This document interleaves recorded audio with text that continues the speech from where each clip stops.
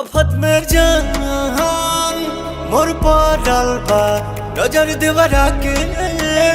जब से गड़ल बा आके बहारा से एक समझाई आके बहारा से एक समझाई देवरा निहारे छतिया आके आधी आधी रतिया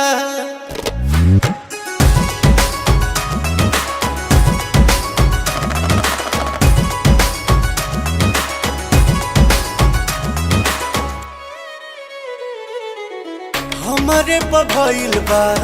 अब दीवाना लागता कि लूट ली सौसे खजाना कमर से बानी कमजोर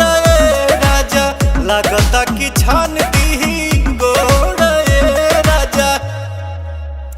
हमरा दर्द के चलता दवाई हमरा दर्द के चलता दवाई कैल चाहे चुमा चटिया आके आधी आधी रतिया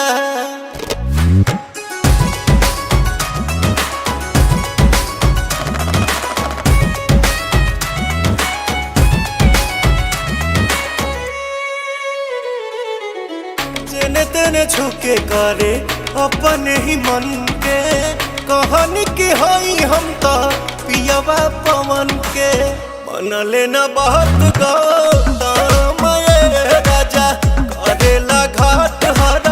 दाम राजा प्रियांशु करी कवन उपाय प्रियांशु करी कवन उपाय कति सारा इज्जत मटिया पाके आधी आधी रतिया।